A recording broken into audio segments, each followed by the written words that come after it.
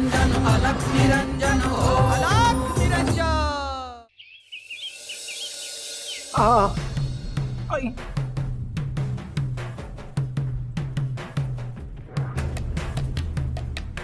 अमात्य काय झालं?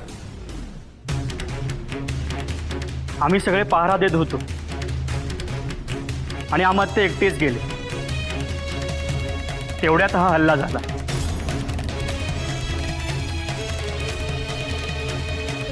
ज्याने हा हल्ला केला आहे त्याला ताबडतोब पकडा। होय महाराज। जा सगळे।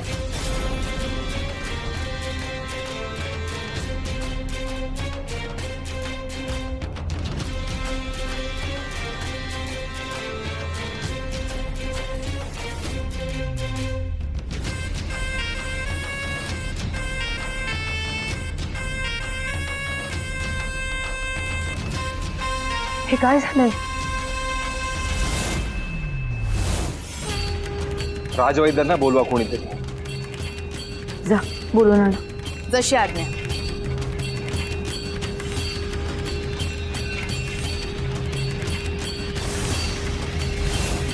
अमात्य काळजी करू नका, मी तुम्हाला काहीही होऊ देणार नाही।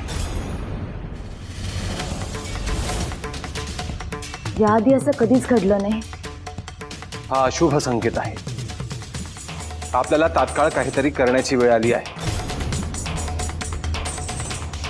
महाराज, माझ्याकडून काहीतरी उणीव राहिली,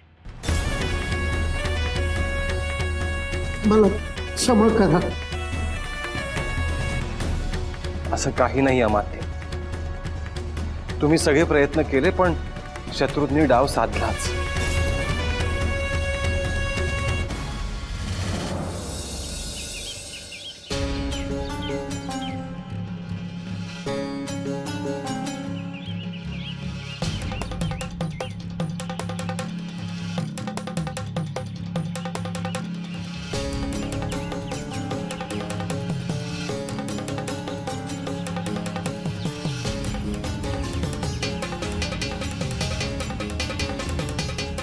कुठे गेला होता फ्रेंड? कुठं म्हणजे? बाहेर गेलो होतो। हे बघ संपत, माझ्या डोक्याला कहर नको, खरं खरं सांग। तुला कुणी काही सांगितलं का? त्याच्याशी तुला काय करायचंय? अगं बाहेर 4 माणसं भेटायचीच। हे बघ संपत, तू जर वाईट मार्गाला लागलास आणि स्वतःचं वाटोळ करून घेतलंस तर जीव देईन मी। अगं आई तसं काही नाही ग, वाटेतच सुबाराव भेटला होता म्हणून बोललो त्याच्याशी।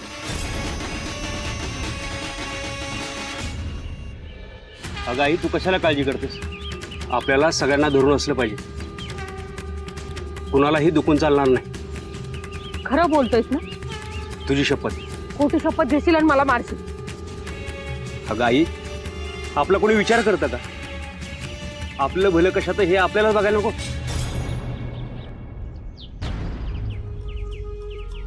खरंय तुझं।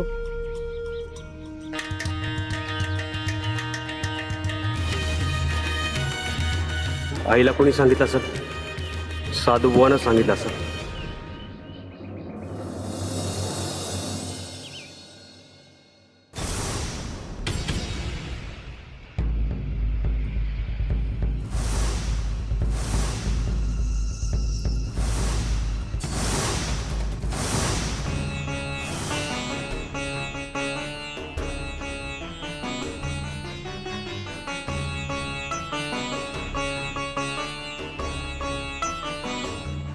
अमात्य, मी इथे असताना तुमच्यावर संकट आलं, त्यामुळे तुम्हाला तात्काळ बरं करणं हे माझं प्रथम कर्तव्य आहे। अर्थात तेवढं संचित तुमचं निश्चितच आहे। तुमच्या दृष्टीने जरी मी त्रिविक्रम असलो तरी मी मच्छिंद्रनाथ आहे।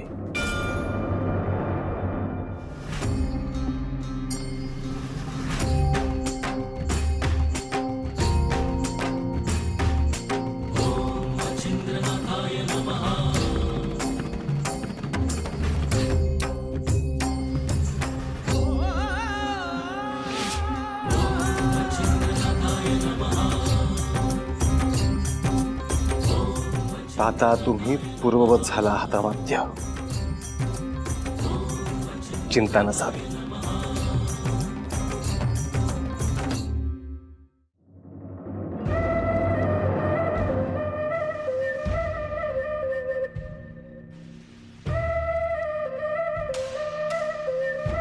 स्वामी, आज जे काही घडलं ते तसं नव्हतं घडायला पाहिजे.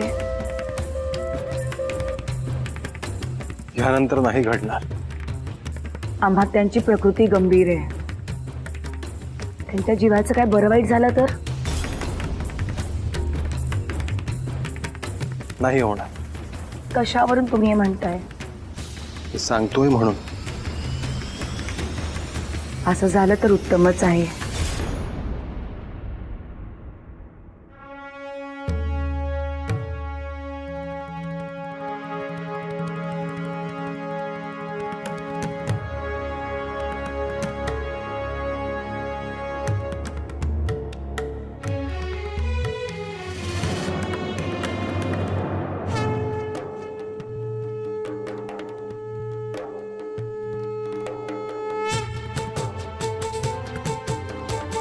मी पूर्ण बरा झालोय.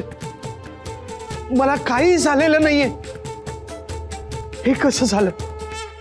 हा चमत्कार कसा झाला? कुणी केला हा चमत्कार?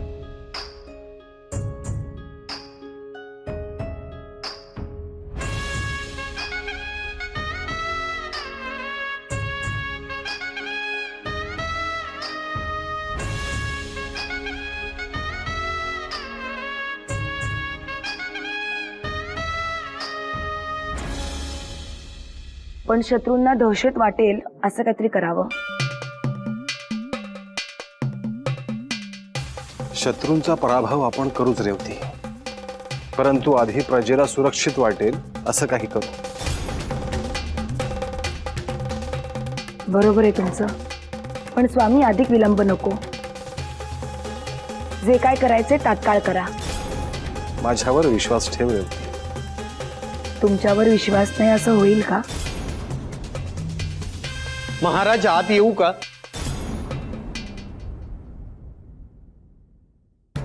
अमात्यांचा आवाज. या अमात्य. प्रणाम महाराज. प्रणाम देवी. अमात्य तुम्ही?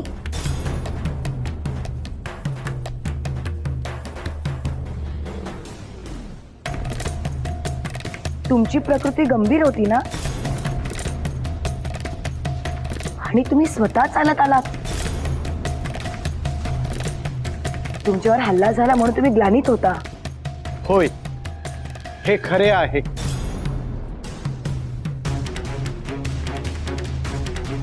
एका क्षणी मी पूर्ण ग्लानीत होतो.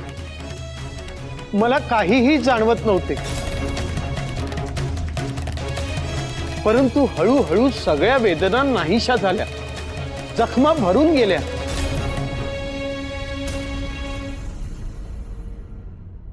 काय सांगत आहात? होय, मी पूर्ण बरा झालो आहे. अगदी काही झाले नाही असेच. हा चमत्कार कसा झाला? ते मला ठाऊक नाही, परंतु हा माझा पुनर्जन्म आहे. महाराज नमस्कार करतो. हे केवळ आपल्या आशीर्वादामुळे शक्य झाले आहे. अमात्य, माझे आभार नको, परमेश्वराचे माना.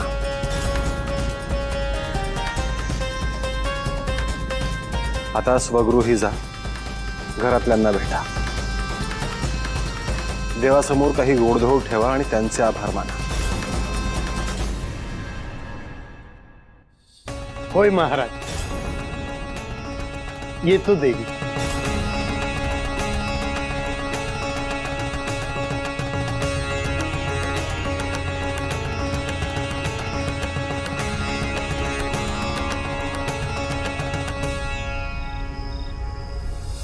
मी कसा बसा निसटलो, पण तो हुआपा सापडला.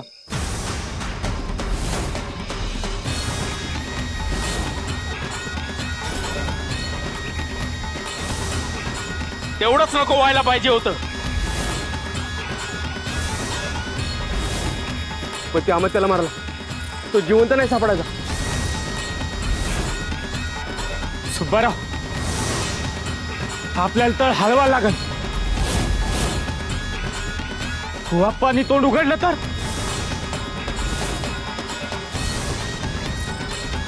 समदांनी आपापल्या वाटेला निघा रे.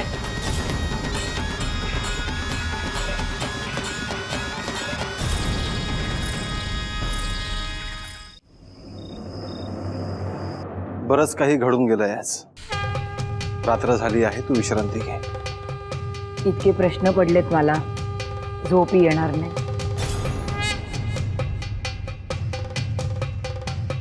तू सगळी काळजी माझ्यावर सोडून दे. आहे मी. तुम्ही असे नव्हता. तुम्ही पूर्ण बदलून गेले आहात.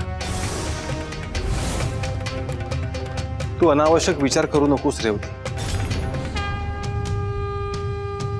अमात्य अचानक बरे झाले याचं तुम्हाला आश्चर्यही वाटलं नाही.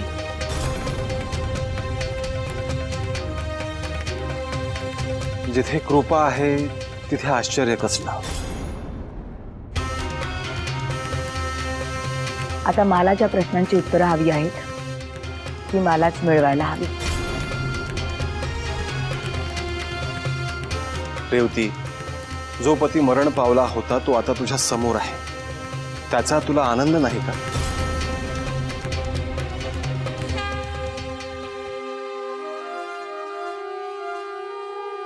निश्चित आहे, पण त्या दिवसापासून जे काय सुरू आहे ते माझ्या बुद्धीच्या पलीकडे.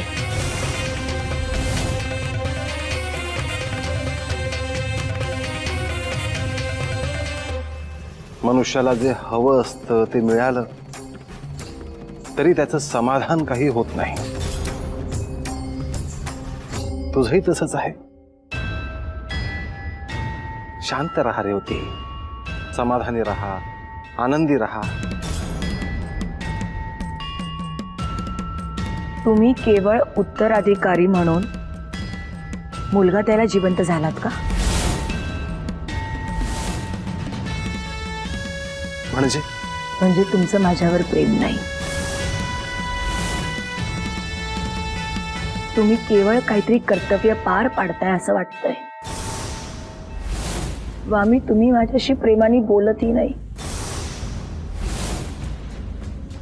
तुला माता होण्याची इच्छा होती ती मी पूर्ण करतो आहे. ती इच्छा आधीही होती, मग आता का पूर्ण होईल? तुझ्या प्रत्येक प्रश्नाचं उत्तर माझ्याकडे नाही रेवती. मग ते मला मिळवावे लागेल.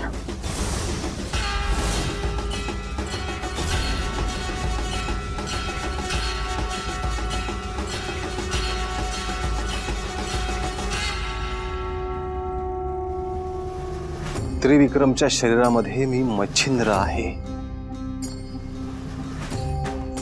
तुझं खरं आहे रेवती. मी इथे प्रेम करायला नाही तर कर्तव्य पार पाडण्यासाठी चालू आहे.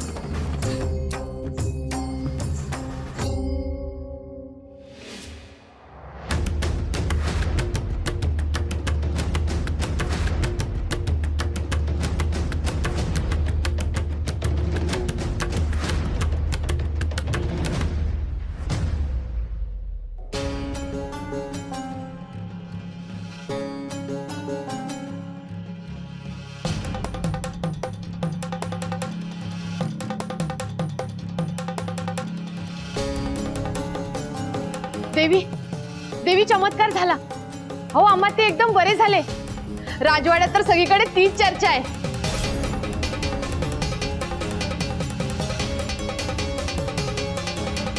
देवी, काय झाले? तुम्ही काळजीत आहात? चंद्रिका, एक महत्वाचं काम आहे. काय? आपल्याला उद्या त्या अघोरी बाबाकडे जायचं आहे. पण खूप काळ झाला आपण त्यांच्याकडे गेलोच नाही. पण आता त्यांच्याकडे जायची वेळ आली आहे. पण मला तर त्यांच्याकडे जायची खूपच भीती वाटते. त्यात घाबरायचं काय? चल माझ्यासोबत तू. बर, आणि हो, त्यांना संदेश पाठव, मी येत आहे.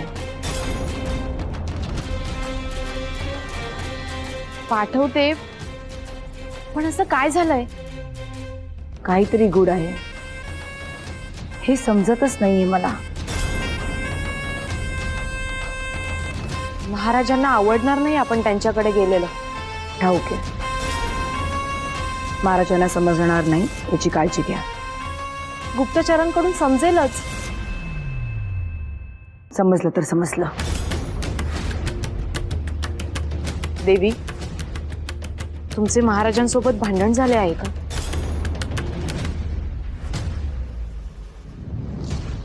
नाही.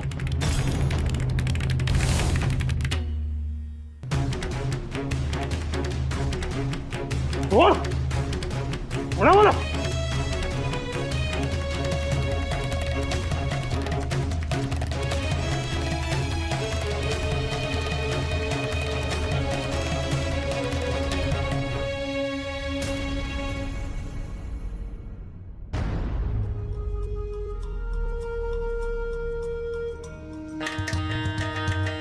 महाराज, तुम्ही सांगितल्याप्रमाणे वेशीवर सैनिक धाडले,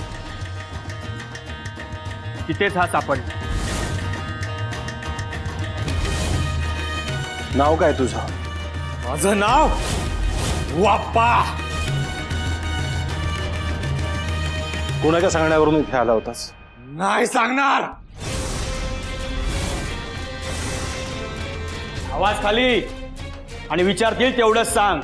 आता कसं वदवून घ्यायचं हे माहिती आहे आम्हाला. एक काम करा, ह्याला मोकळं सोडा. पण महाराज, ऐक माझं.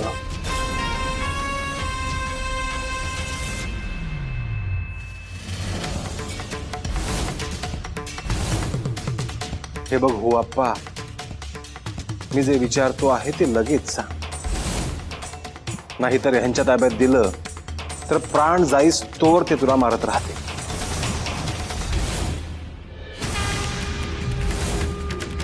सांग, कोणाकडून आलास? सुब्बाराव.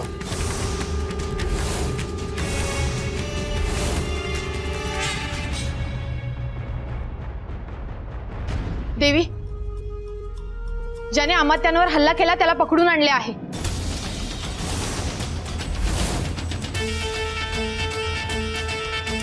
हो का? हो, महाराजांकडे घेऊन गेलेत त्याला. दोघे होते का? पण एकच सापडला. अशी शिक्षा व्हायला हवी त्याला. हो देवी, चांगली शिक्षा केली पाहिजे त्याला महाराजांनी. मलाही बघायचंय कोण आहे तो. हो, कळेलच कोणाचा माणूस होता तो. आपण जाऊया तिकडे. पण देवी, मला खूप भीती वाटते हो. त्यात घाबरायचं काय? चल माझ्यासोबत.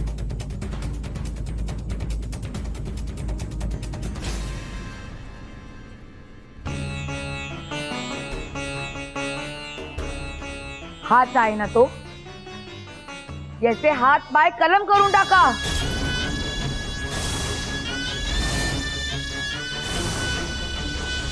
म्हणजे पुन्हा राजवाड्याकडे असं कोणी वळून पाहणार नाही.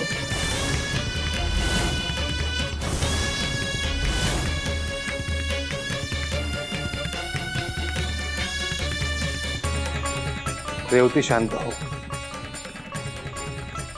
पुढे सांग, इथे कशाला आला होतास? अमात्याला मारायला.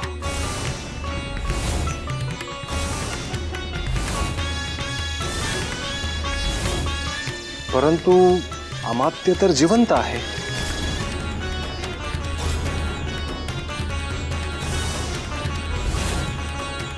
त्यांना का मारायचं होतं? सुब्बारावने सांगितलंय, राजाच्या कडेला जी जी माणसं आहेत ती मारून टाकायची.